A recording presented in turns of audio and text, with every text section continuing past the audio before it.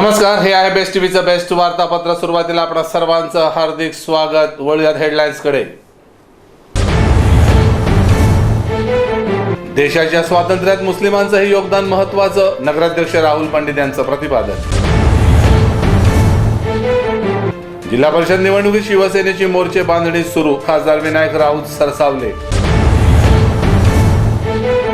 काजू उद्योगातील मशिनरीचे राज्यस्तरीय प्रदर्शनाला उत्स्फूर्त प्रतिसाद. आणि रत्नागिरी राष्ट्रवादी तालुका मेळाव्यात राष्ट्रवादी आणि काँग्रेस आघाडीचे संकेत, विकास कामे जनतेपर्यंत पोहोचवण्याचा केला संकल्प. तर आता थेट वळूया सविस्तर बातम्यांकडे. देशाच्या स्वातंत्र्यात मुस्लिमांचंही योगदान महत्त्वाचं, नगराध्यक्ष राहुल पंडित यांचं प्रतिपादन. अतिप्राचीन काळापासून भारत देशात हिंदू मुस्लिम खांद्याला खांदा लावून जातीभेद न करता मोठ्या गुण्या गोविंदाने एकत्रित नांदत आले आहेत. मात्र इंग्रजांनी भारतावर राज्य करताना डिवाइड अँड रूल म्हणजेच फोडा आणि राज्य करा ही नीती वापरत तब्बल 150 वर्ष राज्य केलं. मात्र देशाला स्वातंत्र्य मिळण्यासाठी हे दोन्ही समाज खांद्याला खांदा लावून लढले. तेव्हा कुठं आज आपण स्वातंत्र्य भोगतोय हेही विसरून चालणार नाही. जगातील हिंदू आणि मुस्लिम गुण्यागोविंदाने नांदणारा देश म्हणून भारत देशाची ख्याती आहे.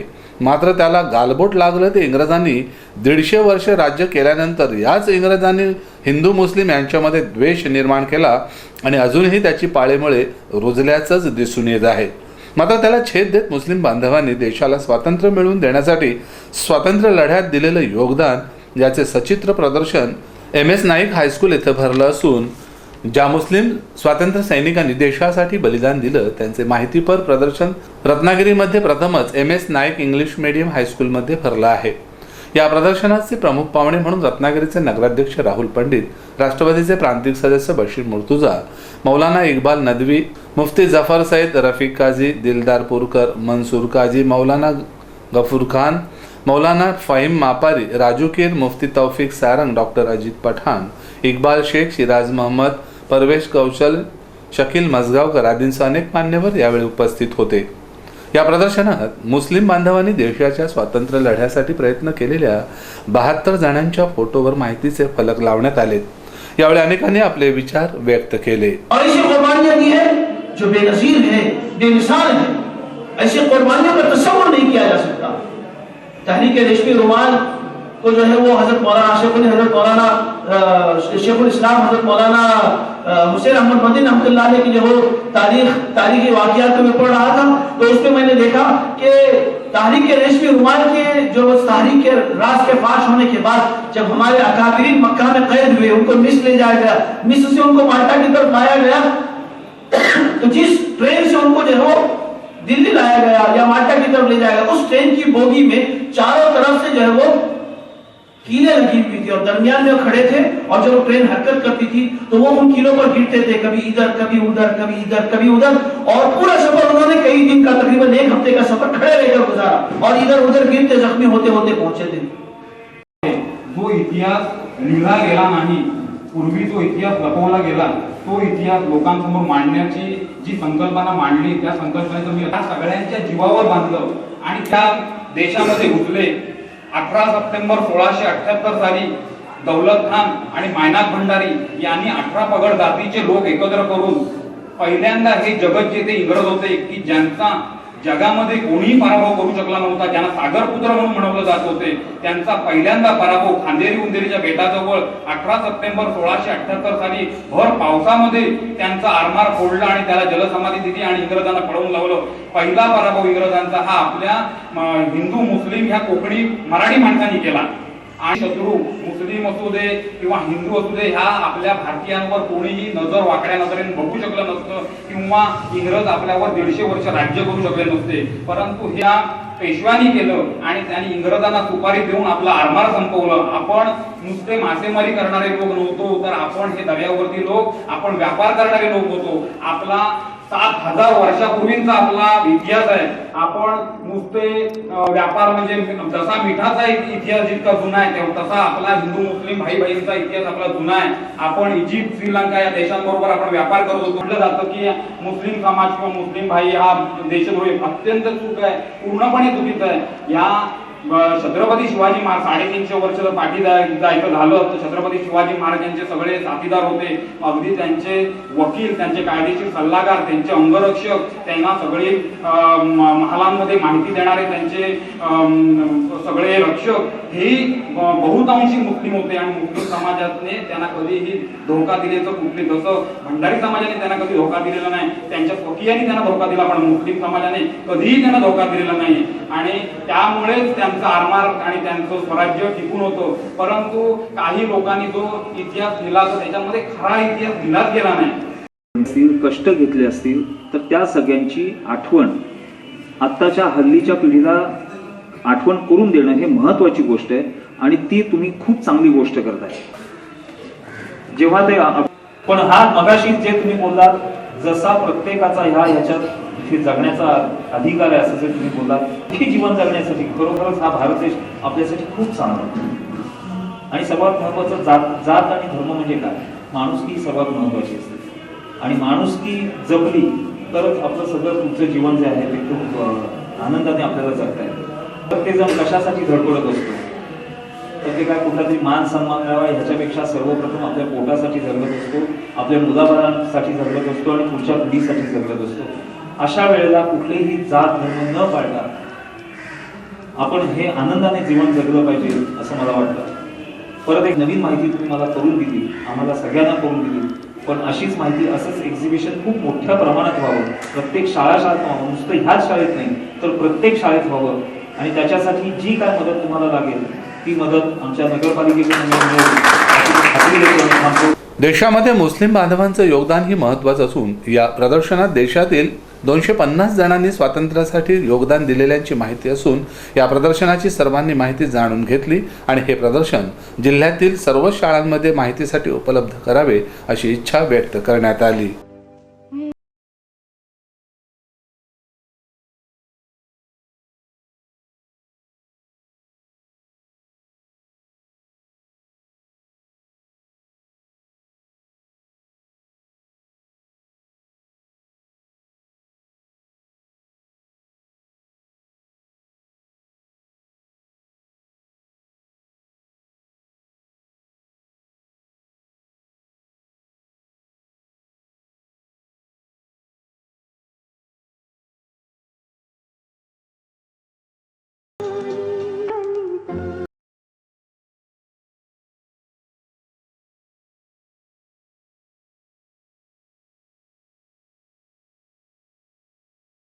लिहिला गेला, इतिहासामध्ये जी नावं दाखवली गेलेली आहेत त्याच्या पुढे जाऊन काही आम्हाला तरी कळलं नाही. माहीत होतं की हजारो लोकांनी बलिदान दिलेले आहे, हजारो मुस्लिमांनी बलिदान दिलेले आहेत या मातृभूमीसाठी, एवढं माहीत होतं. पण नावानिशी माहीत नव्हतं.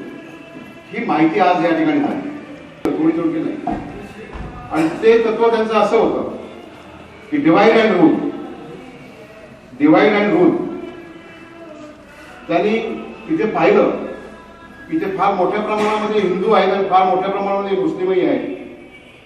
आणि ही दोघे जण जर एकत्र आली, हे सर्व धर्मीय जर एकत्र आली आणि म्हणून या दोघांना वेगवेगळे कसे राहतील ही मॅनेजमेंट त्यांनी नेहमी केली. या दोघांना वेगवेगळं करण्याचं विचार त्यांनी ठेवला आणि त्यांनी इथे राज्य केलं. जो इंग्रजांचा मुद्दा होता डिवाइड अँड रूल, आज आपल्याला तोच मुद्दा प्रामुख्याने पाहायला मिळतो, डिवाइड अँड रूल. म्हणजे या देशामध्ये असलेल्या ज्या 11 पगड जाती आहेत, निरनिराळे धर्म आहेत, या सर्व धर्मांमध्ये जातीमध्ये भांडणं लावून द्यायची, त्यांना वेगवेगळ्या राहण्यात ठेवण्याचा प्रयत्न करायचा आणि सत्तेच्या चाव्या, सत्तेची खुर्ची आपल्या हातात ठेवायची. अशा प्रकारची जी पॉलिसी इंग्रजांची होती तीच पॉलिसी थोड्याफार फरकाने का होईना पण आता सुद्धा सांभाळली जाते, पाळली जाते. अशा प्रकारचं काम या समाजाने केलं आहे. हा संदेश हा सर्व धर्मियांमध्ये गेला पाहिजे. हे जे कार्यक्रम आहे, हे जे प्रदर्शन आहे, हे प्रदर्शन मराठी शाळांमध्ये सुद्धा लावलं गेलं पाहिजे. हे प्रदर्शन नगरपालिकेच्या काही शाळांमधून सर्व नागरिकांना खुलं केलं जावं आणि या प्रदर्शनाचं हे प्रदर्शन करत असताना त्यामध्ये राजीव के सारखे तरुण मंडळी ज्यांनी आज स्वतः पुढाकार घेऊन या रत्नागिरी शहरामध्ये प्रथम 18 पगड जातीच्या लोकांना एकत्र एका झेंड्याखाली आणण्याचा प्रयत्न केलाय. त्यांच्या ज्या मूलभूत हक्क आहेत ते मागण्याकरिता ते त्यांना मिळवून देण्याकरिता त्यांना प्रयत्न केलेला आहे. अशा लोकांना आपल्या बरोबर ठेवून त्याला त्याचं नेतृत्व देऊन त्यांच्याकडून अशा प्रकारचे प्रदर्शन लावले गेले पाहिजे आणि त्यामध्ये नक्कीच 2 पावलं पुढे येतील.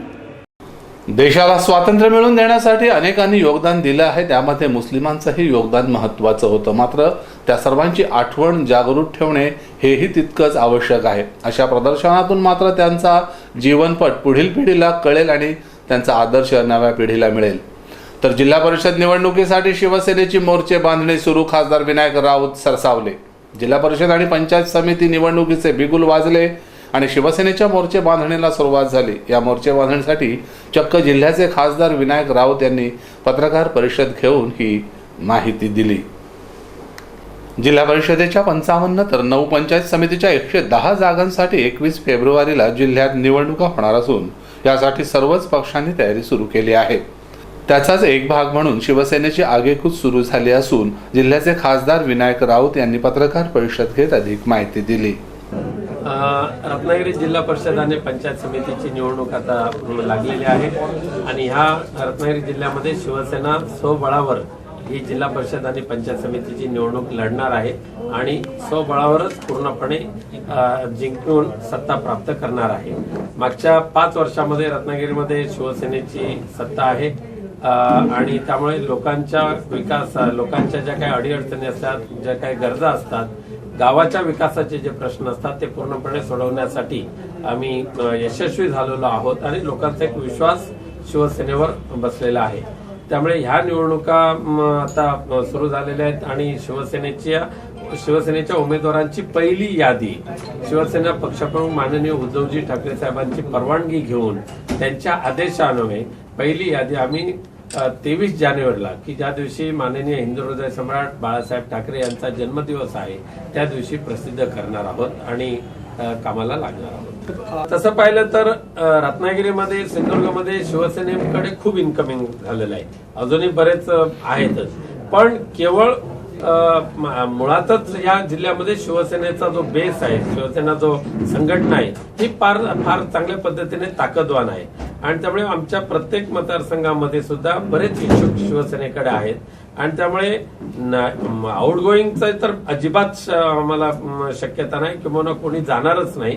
परंतु जे शिवसेनेचे कार्यकर्ते आहेत, पदाधिकारी आहेत, त्यांच्याच जोरावर, त्यांच्याच बळावर आम्ही ह्या निवडणुकीमध्ये उतरलेलो आहोत. काही ठिकाणी नाराजी असेल कारण काही मतदारसंघामध्ये 2, 3, 4, 5 ते 10 उमेदवार स्पर्धेमध्ये आहेत आणि सर्व तुल्यबळ आहेत. त्यांच्यामध्ये निवड करत असताना एकाला मिळेल, काही जणांना मिळणार नाही, त्यामुळे नाराज होतील, पण शिवसेना सोडण्याचा विचार ते कदापि करणार नाहीत. यावेळी रत्नागिरी जिल्ह्याचे दोन्ही जिल्हा प्रमुख, रत्नागिरीचे आमदार, चिपळूणचे आमदार आणि शिवसेनेचे पदाधिकारी उपस्थित होते. इन्कमिंग न करता जे निष्ठावान जे कार्यकर्ते आहेत त्यांच्यामधूनच एवढ्या मोठ्या संख्येने जास्त इच्छुक असल्यामुळे साहजिकच आहे काही ठिकाणी निवड करत असताना थोडी कसरत असते. दोन्ही उमेदवार 3 उमेदवार तुल्यबळ असतात, त्याच्यातून निवड करत असताना साहजिकच आहे दुसऱ्या 2 तुल्यबळ उमेदवारांवर अन्याय झालेला असतो. त्यामुळे नाराजी त्यांची क्षणिक असते, आम्ही समजू शकतो. त्याबद्दल त्यांचे समजूत घालण्याचा आम्ही नक्की प्रयत्न करू. वाद नाही आहेत, पण जरा इच्छुक जास्त आहेत, त्यामुळे तुल्यबळ इच्छुक आहेत. त्यामुळे त्यांच्याशी जाऊन बोलणं, पुन्हा एकदा त्यांच्याशी मत करणं. 10% पण नाही, 5%च आहे. मी 10% म्हणजे जास्तच बोललो. तरी पण ते तुल्यबळ आहे, स्पर्धा जास्त आहे, पण कोणाची इन्कमिंग होते का म्हणून वाट बघण्यासाठी ना आम्ही थांबलो. मतदारसंघातला तो उमेदवार असेल तो स्थानिकच असेल याची आम्ही दक्षता घेतलेली आहे. पण अपवादात्मक परिस्थितीमध्ये एखाद दुसरा त्याला अपवाद असू शकतो. दरम्यान शिवसेनेने मुलाखती घेऊनही त्यांना अद्यापही उमेदवारांची यादी प्रसिद्ध करता आलेली नाही. जर उमेदवारी जाहीर केली असती तर अनेकांना प्रचाराला सुरुवात करता आली असती. तर यानंतरची बातमी आहे उद्योग विकास संदर्भातील महत्त्वाची आहे. काजू उद्योगातील मशिनरीचे राज्यस्तरीय प्रदर्शन प्रेरणादायी. रत्नागिरी शहरामध्ये प्रथमच राज्यस्तरीय काजू उद्योगासाठीच्या मशिनरीचे प्रदर्शन आणि कार्यशाळेचे आयोजन करण्यात आलं होतं. त्याला छोटे उद्योजक तसेच शेतकऱ्यांचा उत्स्फूर्त प्रतिसाद लाभला आहे.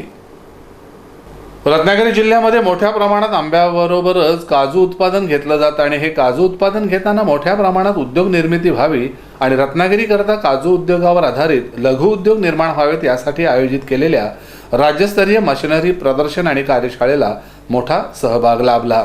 या राज्यस्तरीय प्रदर्शनाचं उद्घाटन महाराष्ट्र कॅशिओ मॅन्युफॅक्चरर्स असोसिएशनचे Suresh Bovlekar, Maharashtra state cooperative cashew processing federation लिमिटेडचे अध्यक्ष धनंजय यादव, जयवंत विचारे, संदेश दळवी, विवेक बारगीर, मुकेश देसाई यांच्यासह रत्नागिरी जिल्हा कृषी अधीक्षक जगताप पणनचे, मिलिंद जोशी आदींसह अनेक मान्यवर तसेच काजू मशीन निर्मितीचे आणि उद्योगाचे प्रमुख उपस्थित होते। देशामध्ये 17 लाख टन काजूवर प्रक्रिया केली जात असल्याचं सांगितलं। देशामध्ये त्यातील 50% माल उपलब्ध होत असून उर्वरित 50% माल हा अन्य देशातून भारतामध्ये प्रक्रिया करण्यासाठी येत असतो। भविष्यामध्ये त्या देशांनी काजू प्रक्रिया करणारी इंडस्ट्री सुरू केली तर त्याचा परिणाम येथील काजू उद्योगावर होऊ शकतो। त्यामुळे आपल्या देशामध्ये काजूचे प्लांटेशन वाढणे गरजेचं आहे। आजच्या कार्यशाळेमध्ये मी 3 महत्त्वाचे मुद्दे मांडलेले आहेत की आपल्या देशामध्ये 17 लाख टन काजू बी प्रक्रिया केली जाते। त्याच्यातलं एतद्देशीय उत्पादन हे 50% आहे आणि 50% काजू आपण आफ्रिकन कंट्रीजमधून आयात करतो। आफ्रिकन कंट्रीतून जो काजू येतो तो तिथे प्रक्रियेची व्यवस्था नसल्यामुळे येतो।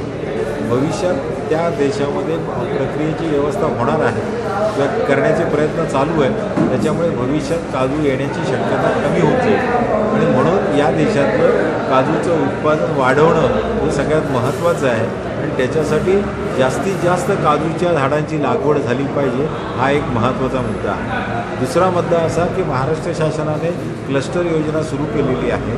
या क्लस्टर योजनेमध्ये त्याचा जर जास्तीत जास्त प्रक्रियादारांनी फायदा घेतला तर त्यांचं प्रक्रियेवरचा खर्च कमी होण्यास मदत होणार आहे आणि त्याच्यासाठी महाराष्ट्र शासन 5 कोटीपर्यंत मदत करते। त्याच्यातली 80% रक्कम ही शासनाची सबसिडीच्या माध्यमातून मिळते आणि 20% रक्कम ही आपल्याला सभासदांना आणखीन बँकेच्या मार्फत कर्ज रूपाने उभी करायची आहे।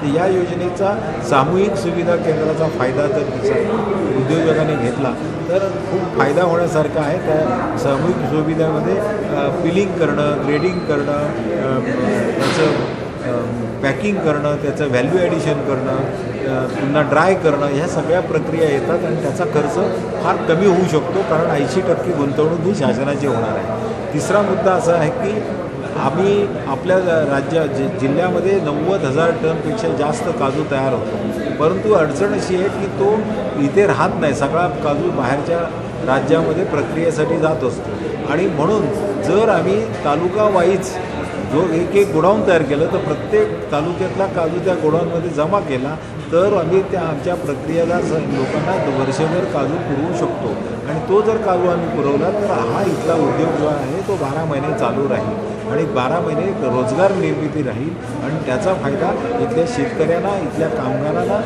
जास्त प्रमाणात फायदा मिळून खऱ्या अर्थानं कोकण सुजलाम सुफलाम होण्यास मदत होईल। या प्रदर्शनामध्ये अनेक राज्यातील उद्योजकांनी काजूवर प्रक्रिया करून आपल्याला काजू कशा प्रकारे उपलब्ध होईल याविषयी परराज्यातून आलेल्या अनेक व्यावसायिकांनी बेस्ट टीव्हीकडे आपल्या प्रतिक्रिया नोंदविल्या। रत्नागिरी जिल्ह्यामध्ये रत्नागिरीमध्ये कॅशू प्रोसेस हा प्रथमच भरतो इथं एक्झिबिशन। आम्ही कोल्हापूरून आलो आहे। आम्हाला इथं कॉम्प्रेसरची जे रिक्वायरमेंट असते, कॉम्प्रेसर लागतो कॅशूसाठी। नमस्कार, आम्ही LG इक्विपमेंट लिमिटेड आणि SR न्यूमॅटिक आपला डीलर आहे LG इक्विपमेंटचा। तर आपण त्यांच्या थ्रू कोल्हापूरून इथे आलेलो आहोत आणि इथं राज्यस्तरीय कॅशिओ असोसिएशन थ्रू रत्नागिरी जिल्हा असोसिएशन थ्रू इथंच प्रदर्शन भरलेलं आहे। बरेच शेतकरी इथं आता कॅशू उद्योगाच्याकडे वळत आहेत आणि मोठा स्कोप आहे या बिझनेसमध्ये। याच्यामध्ये cashew single head, double head peeling machine दोन्ही प्रकारे, परत सॉर्टिंग पण याच्यामध्ये केलं जातं आहे। तर आपण कॅशू पिलिंग आणि सॉर्टिंग दोन्हीसाठी लागणारं एअर कॉम्प्रेसर सप्लाय करतो आहे। टोटल पॅकेज आपण देतो आहे। सेल सर्व्हिस आपली लोकल आहे SR न्यूमॅटिक थ्रू आणि इथं आपला ऑलमोस्ट 80% शेअर आहे ह्या बिझनेसमध्ये। तर त्यामुळे बऱ्याच शेतकऱ्यांनी इकडं यावे। ब्राझीलमध्ये सुरू झालेला हा बिझनेस आहे, आज वर्ल्डमध्ये खूप मोठ्या लेवलला जातो आहे आणि आजरा, चंदगड आणि रत्नागिरी जिल्ह्यातला जो काजू बनतो आहे तो वर्ल्ड क्वालिटीमध्ये पहिल्या नंबरमध्ये गणला जातो आहे.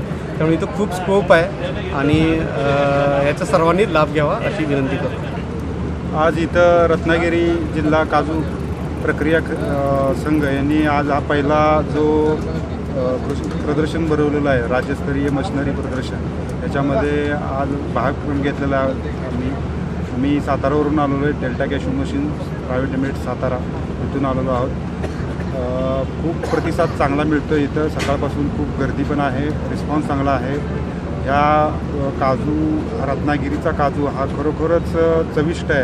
आज आपल्या वर्ल्डमध्ये जर विचार केला गेला तर रत्नागिरीसारखा काजू कुठून बघायला मिळत नाही आहे.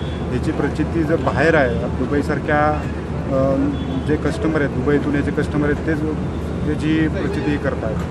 तर इथल्या लोकांनी आपल्या म्हणजे जास्त लागवड मोठ्या प्रमाणात करून ह्या व्यवसायामध्ये एक चांगली संधी आहे व्यवसायामध्ये शिरण्याची. आता भरपूर मोठ्या प्रमाणात ॲटोमायझेशन होत आहे आणि प्रक्रिया अगदी सुलभ पद्धतीनं होत आहे आणि गव्हर्नमेंटच्या चांगल्या चांगल्या स्कीम पण आहेत.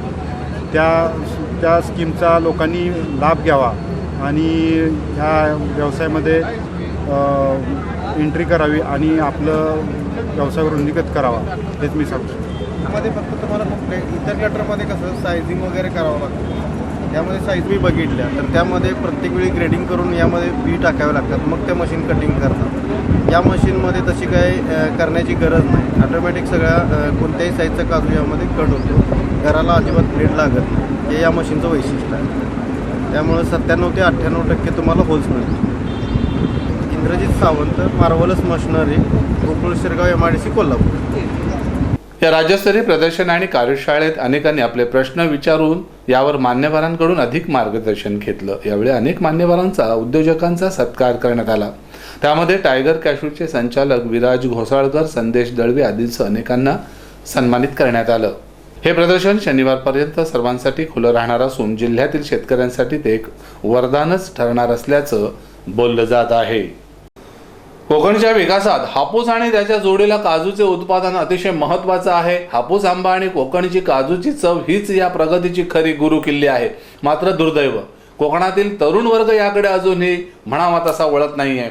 जर तरुणांनी याकडे लक्ष दिलं तर कोकणचा कॅलिफोर्निया व्हायला वेळ लागणार नाही. तेव्हा तरुण पिढीने इतर आकर्षणाचा मोह सोडून उद्योगाकडे वळावं, कारण रत्नागिरी जिल्ह्यात तयार होणारा हापूस आंबा आणि काजूबीची चव प्रत चांगली असल्याने परदेशातील असलेल्या मोठ्या मागणीकडे लक्ष देऊन आपलं भवितव्य उज्ज्वल करावं आणि कोकणाचा विकास साधावा असं सूचित करत आपण इथे घेणार आहोत छोटासा ब्रेकच्या पलीकडे आपण पाहणार आहोत आणखी काय महत्त्वाच्या घडामोडी. तुम्ही पाहत रहा बेस्ट टीव्हीचं बेस्ट वार्तापत्र. प्रत्येक पाऊल खात्रीचं, एक नजर सत्यावर.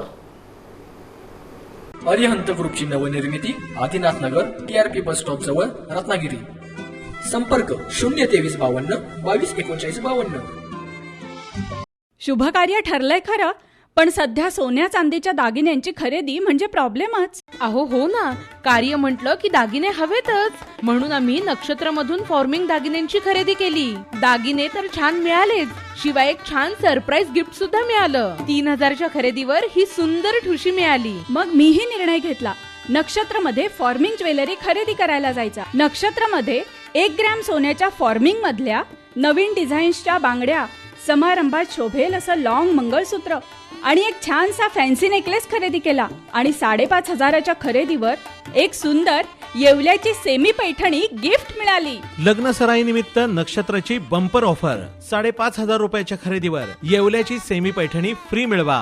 3,000 रुपयांच्या खरेदीवर सुंदर कोल्हापुरी ठुशी फ्री मिळवा. नक्षत्रमधील खरेदी म्हणजे शुभमंगल खरेदी. नक्षत्र फॉर्मिंग ज्वेलरी, दुकान क्रमांक 10, सोहम आर्केड, हॉटेल सुखधाम समोर, MG रोड, रत्नागिरी. ब्रेक नंतर पुन्हा एकदा आपलं स्वागत. रत्नागिरी राष्ट्रवादी तालुका मेळाव्यात राष्ट्रवादी आणि काँग्रेस आघाडीचे संकेत, विकास कामे जनतेपर्यंत पोहोचवण्याचा केला संकल्प. रत्नागिरी मराठा भवन सभागृहात झालेल्या राष्ट्रवादीच्या मेळाव्यात पक्ष बळकट करण्याच्या दृष्टीने चर्चा होऊन झालेली विकास कामे लोकांपर्यंत पोहोचवा असा एकमुखी संकल्प करण्यात आला.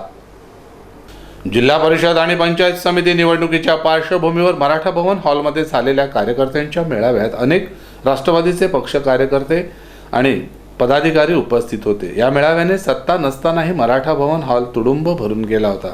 यावेळी राष्ट्रवादीचे माजी जिल्हाध्यक्ष कुमार शेटे, राष्ट्रवादी प्रांतिक सदस्य बशीर मुर्तुजा, रत्नागिरी तालुकाध्यक्ष सचिन कोसवडेकर, तालुका महिला अध्यक्षा दीपश्री पाटील, शहर महिला अध्यक्ष सिद्धी कदम, मनीषा बेगडे यांच्यासह भाई सावंत, संकेत देसाई, विलास तोडणकर, शेखर साळवी, बाळकृष्ण लवंदे, सिद्धराज शिवलकर, श्री पेडणेकर, निशा पाष्टे, नितल चौगुले, अरविंद ओरपे आदींसह अनेक मान्यवर व्यासपीठावर उपस्थित होते. त्यामध्ये बाबू पाटील, रामभाऊ गराठे, रत्नागिरीचे नगरसेवक मोसा काझी, गावखडीच्या सरपंच श्रीमती आंबरे आणि रत्नागिरीचे माजी नगराध्यक्ष उमेश शेटे यावेळी उपस्थित होते.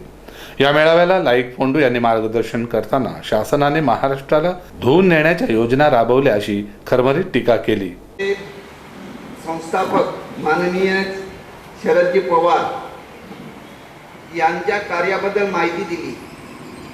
त्यांचं कार्य हे महाराष्ट्राला तारून नेणारं कार्य होतं आणि आजचं कार्य जर आपण पाहिलं तर महाराष्ट्राला धुवून देणारं कार्य, धुवून जाणारं कार्य. महाराष्ट्र जर पाहिला तर आज धुतोय. मोठमोठ्या योजना आपण बघतोय, कोटीच्या, लाखात नाहीच, करोडोच्या, कोटीच्या, अब्जाच्या योजना बघतोय आपण.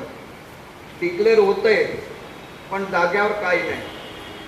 250 कोटी, 500 कोटी, 3200 कोटी, 3800 कोटी फक्त ऐकत आपण चाललो, पण त्या दृष्टीनं नियोजन नाही.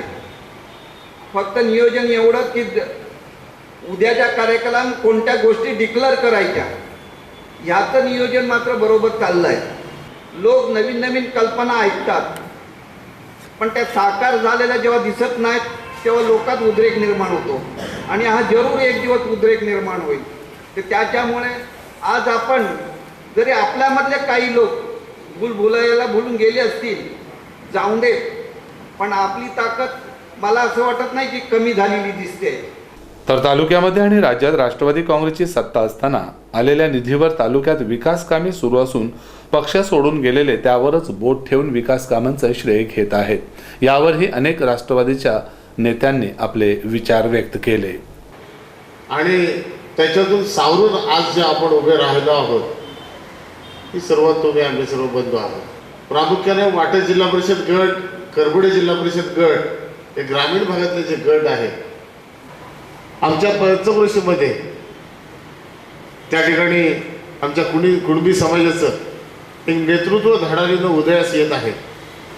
बाबूशेठ पाटील, भाई जाधव, यानंतर आमचे सहकारी दीपकजी शिंदे, विनायक शिंदे, तुकाराम फडकले, ही सगळी फळी आमच्या पाठी आम्ही पक्षामध्ये निर्माण करत आहोत. तशा पद्धतीनं आमच्या मनाशी मन जुळून आलेले आमचे परशुराम पाष्टे, नंदकुमार बेंद्रे आणि राजा गोताट, प्रकाश गावकर, मालक आणि सर्व आमचे सहकारी, या सर्वांनी आमच्याबरोबर आमच्या मनाप्रमाणे एकत्र येण्याचा निर्णय घेतला. आणि बशीरभाई, या ठिकाणी ही संपूर्ण उपस्थित आमचा तो जनसमुदाय आहे की जे मनापासून आमच्याबरोबर आले. आमची फक्त इच्छा आहे की जशी तुमची फळी होती त्याच्यानंतर आमची फळी, आमच्या फळीनंतर या युवकांची फळी, याने हा वारसा चालवायचा आहे आणि पूर्ण तालुक्यामध्ये हे जे आलेली सुनामी आहे त्याचं पुन्हा एक मोठं वादळ निर्माण करून यांना औषधाला सुद्धा कुठलीही जागा ठेवायची नाही, एवढं या ठिकाणी मी व्यक्त करतो. किंवा जिल्हा परिषदमध्ये राष्ट्रवादीचे जास्तीत जास्त उमेदवार कसे निवडून येतील यासाठी आपण सगळ्यांनी प्रयत्न करू. दुसरी गोष्ट, रत्नागिरी तालुक्यात जेवढ्यात जास्त पक्षांना एकत्र घेऊन आघाडी करता येईल त्यासाठी प्रयत्न करूया. एखादी सीट राष्ट्रवादीला कमी मिळाली तरी चालेल, 10 पैकी जिल्हा परिषदच्या 10 पैकी 6-7 मिळाल्या तरी चालतील, पण सगळे एकत्र येऊन आलो तरच भाजप आणि शिवसेनेला आपण रोखू शकतो. पक्षासाठी सर्व लोकांनी, सर्व कार्यकर्त्यांनी आपला वेळ देण्याची गरज आहे आणि आपण सर्वजण जर एकत्रित असू तर आपणाला जास्त जरी नाही मिळाला तरी समाधानकारक आपल्याला यश मिळेल अशी मला खात्री वाटते. 25% का होईना नुकसान झालं हे आपण मान्य केलं पाहिजे. अर्थात नुकसान जरी झालेलं असलं तरी भरून काढणारे 5चे 25, 25चे 500, 500चे 5000 करणारे आपणच कार्यकर्ता असतो आणि म्हणून घाबरून जाण्याचं काय कारण नाही. कारण ज्या भाजपला आज सत्ता या देशामध्ये मिळाली आहे त्या भाजपचे सुद्धा 1 किंवा 2 खासदार होते. महाराष्ट्रामध्ये शिवसेनेचे सुद्धा भुजबळ साहेबांच्या रूपान एकच आमदार निवडून गेले होते. आणि इथं तर पवार साहेबांचं फाउंडेशन आहे, फार मोठं योगदान आहे. राष्ट्रवादी पक्ष राज्यात नव्हे तर देशभरामध्ये पोचलेला आहे. कित्येक खासदार, कित्येक आमदार, विधान परिषद सदस्य आपले आहेत. म्हणून काळजी करण्याचं काय कारण नाही असं मला वाटतं. आजही 15 वर्ष ज्या गावखडीमध्ये शिवसेनेची सत्ता होती, तिथे पहिल्यांदा राष्ट्रवादीने त्या सत्तेला छेद देत आपली सत्ता स्थापन केली. पक्ष हा राष्ट्रीय पक्ष आहे, त्याला भारत देशामध्ये मान्यता आहे. आणि म्हणून ह्या सिम्बॉलची प्रतिमा जी आहे ती प्रत्येक उमेदवाराने किंवा प्रत्येक कार्यकर्त्यांनी निवडणुकीला सामोरं जाणाऱ्या कार्यकर्त्यांनी अशी ठेवली पाहिजे की 50% मतदानाचं विभाजन केलं तर 50% हे पक्षाच्या संघटनेचं मतदान आहे आणि 25% हे इकडच्या तिकडच्या जमेच्या बाजूतून पैशाच्या किंवा अन्य गोष्टीवर जमवून घेण्याचं मतदान आहे. आणि 25% हे त्या कार्यकर्ता जो उमेदवार उभा राहील किंवा त्या भागातला काम करणारा कार्यकर्ता त्याच्यात स्वतःची ताकद पक्षापेक्षा वेगळी स्वतःची ताकद. लोकांच्या खऱ्या अर्थानं समस्या काय, त्या लोकांना कुठच्या 5 स्टार हॉटेलला जेवण नकोय, त्या लोकांना लागणारं सिव्हिल हॉस्पिटलचं काम, त्या लोकांना येणारा रेशन दुकानावरचा प्रॉब्लेम, त्या लोकांना लागणारी एखाद्या ST बसची गैरव्यवस्था, एखाद्याचे ॲडमिशन, ह्याच गोष्टी आपण करायच्या असतात. 10च्या 10 जागा आघाडीच्या मार्फत लढवल्या पाहिजेत. त्या माध्यमातून आपले जे प्रभारी आहेत भास्कर शेठ जाधव, चिपळूणच्या मेळाव्याला आम्ही देखील गेलो होतो.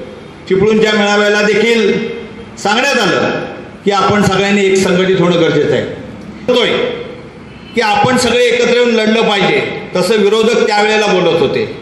तरी राजाभाऊंच्या नेतृत्वाखाली, चोरगे सरांच्या नेतृत्वाखाली, खासदार निकमांच्या साहेबांच्या नेतृत्वाखाली आपण जिल्हा परिषद जिंकली, आपण पंचायत समिती जिंकली.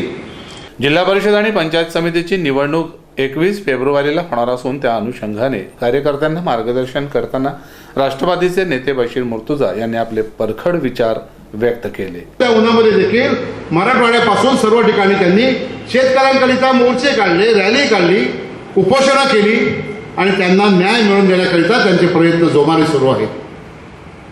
आता असलेलं सरकार जे आहे तुम्हाला माहिती आहे, अंध बहिर सगळ्याच प्रकारचं आहे.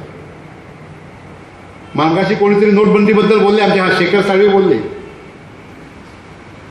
मला आठवण झाली, मी लहानपणी शाळेत जायचो शेखरजी, तेव्हा रस्त्यावर एक डोंबरे असायचा, हातामध्ये डमरू घेऊन तो डमरू घेऊन असं वाजवायचा आणि त्याच्यासमोर एक मुलगा असायचा आणि तो त्याला म्हणायचा, ए बाबू ह्याच्या खिशामध्ये काय आहे? तो म्हणायचा नोट आहे. नोटेवर काय आहे? नंबर आहे. नंबर कुठला आहे? 5, 8, 7, 9 टोकून द्यायचं. म्हणजे तो असायच असेल आणि तो असे काहीतरी हात चला का करायचा आणि बोला त्या वेळेत बोलायचा की आता सर्वांनी टाळ्या वाजवायच्या आहेत, ह्यानंतर मी तुम्हाला सापाची आणि मुंगसाची लढाई दाखवेन आणि नंतरच खेळ बंद करेन. पण ती लढाई कधी बघायला मिळायची नाही. आम्ही तासन तास दप्तर गळ्यामध्ये घेऊन उभे राहायचो की कुठेतरी साप आणि मुंगस भांडताना आम्हाला दिसेल, पण ते दिसायचं नाही. आणि त्याच्यामध्ये तो गारुडी 2 प्रोडक्ट विकायचा, एक तावीज विकायचा आणि एक मुळी विकायचा. तावीज बोलायचा, ही तावीज घ्या, ह्या तावीजचे 10 कार्य आहेत, ते प्रत्येकाच्या घरामध्ये बिचारा त्रास असतो माणूस, म्हणून ही तावीज विकत द्यायचा आणि ही मुळी घ्या, साप चावला तर ही उगाळायला लावा, तुम्ही चांगले व्हाल, अशी थापाबाजी करायचा. 2 त्या गोष्टी तो विकायचा आणि साप आणि मुंगसाची लढाई केल्याशिवाय सगळं आवरायचं, निघून जायचा. आपल्या देशाचे सध्याचे पंतप्रधान आणि त्या डोंबारीमध्ये काही फरक नाही आहे आणि म्हणून हे कुठेतरी बदललं पाहिजे. आणि हे बदलण्यासाठी आपल्याला असं वाटतं मी एकटं काय करणार, नाही, करू शकतो, आपण करू शकतो. प्रत्येकाने जर मनाशी ठाम विचार मांडले की मला हे बदलायचं आहे, मला खोटी बोलणारी लोक नकोत, मला माझ्या देशाचं संरक्षण करणाऱ्या सैनिकाला उपाशी ठेवणारी लोक नकोत, माझं संरक्षण करणाऱ्या माझ्या आई भगिनीचं संरक्षण करणाऱ्याला पोटभर अन्न देणारी लोक हवे, देणारे राज्य हवे, देणारे पंतप्रधान हवेत. आणि त्यासाठी मी इथून सुरुवात करणार, मी माझ्या जिल्हा परिषदेपासून सुरुवात करणार. मी माझ्या जिल्हा परिषदेमध्ये मी चांगल्या विचाराचा पक्ष पक्षांना, माझ्या पक्षाला, माझ्या राष्ट्रवादी पक्षाला मी रात्रंदिवस एक करणार आणि जो कोणी उमेदवार माझा पक्ष देईल त्या उमेदवाराला निवडून आणणार, अशा प्रकारची भावना आम्ही आज यावेळी केली पाहिजे आणि त्याच्यावर आम्ही चाललं पाहिजे, त्याच्यावर आम्ही वागलं पाहिजे. तसेच राष्ट्रवादीचे माजी जिल्हाध्यक्ष कुमार शेटे यांनी झालेली विकास कामे जनतेपर्यंत पोहोचवा आणि राष्ट्रवादी काँग्रेस या जिल्ह्यात आणि तालुक्यात बळकट करा असं आवाहन केलं आहे. उदारीकरण धोरण स्वीकारलं, ज्या भगिनींना ताकद देण्याचं काम केलं, ज्या बंधूंना ताकद देण्याचं काम केलं, ज्या मच्छीमार भाऊ बांधवांना ताकद देण्याचं काम केलं, ज्या कुणबी बांधवांना आमच्या ताकद देण्याचं काम केलं, ज्या गरिबांना ताकद देण्याचं काम केलं. एक साधी योजना बघतो सांगतो, पवारसाहेबांनी केलेली. बशीरभाई, आपण बरंचसे जी पवारसाहेबांनी फलोत्पादनाची योजना केली, 100% झाड आपण सगळ्यांना सगळं दिलं आणि त्याच्यातून उत्पादन वाढलं. आज उत्पादन असं झालं, उत्पादन वाढल्यामुळे असं झालं की आज इकडचा कामगार तिथे कमी पडतोय. बाहेरून नेपाळवरनं नेपाळी आणावे लागतात, त्यांच्यासाठी पाठपुरावा करावा लागतो, तर हा उलाढाल होते. म्हणून इतकं जर ज्या माणसानं केलेलं आहे त्याच्या पाठीमागे उभं राहणं हे आपलं आद्य कर्तव्य आहे असं समजून आपण सुद्धा आज इथे आपले काही मित्र आले नसतील, परंतु त्या मित्रांना सुद्धा आपण सांगायला पाहिजे की बाबा रे, पवार साहेबांनी अशा प्रकारचं धोरण आखलं, पवार साहेबांच्या पाठीमागे आपण या ठिकाणी उभं राहायला पाहिजेत. राष्ट्रवादी काँग्रेस पक्षाच्या पाठीमागे उभं राहिले पाहिजेत. महिला भगिनींना सांगायला पाहिजे की उभारी करण्याचं काम आम्हाला सबलीकरण करायचं काम आमच्यामध्ये पवार साहेबांनीच आखलेलं आहे आणि पवार साहेबांनीच आम्हाला रिझर्वेशन दिलेलं आहे. आज जी भगिनी एखादी सरपंच होते, एखादी पंचायत समितीची सभापती होते, जिल्हा परिषदेची अध्यक्ष होते, जिल्हा परिषदेची सभापती होते, आमदार म्हणून काही भगिनी उभ्या राहतात, त्या भगिनींना ताकद देण्याचं काम हे राष्ट्रवादी काँग्रेस पक्षाच्या माध्यमातून राष्ट्रवादीनंच केलेलं आहे आणि म्हणून आपण या ठिकाणी राष्ट्रवादीच्या पाठीमागे उभं राहायला पाहिजे. गेल्या 10 वर्षाच्या काळात राष्ट्रवादीचे पक्षाध्यक्ष शरद पवार यांनी अनेक क्रांतिकारी निर्णय घेत राष्ट्रवादी काँग्रेसचं स्थान बळकट केलं आहे. त्याला आता अधिक बळकटी देत हा पक्ष आणखीन वृद्धिंगत करणे ही कार्यकर्त्यांची जबाबदारी आहे. तर या होत्या आजच्या सविस्तर बातम्या आणि आता जाता जाता शेवटी पुन्हा एक नजर ठळक घडामोडींवर.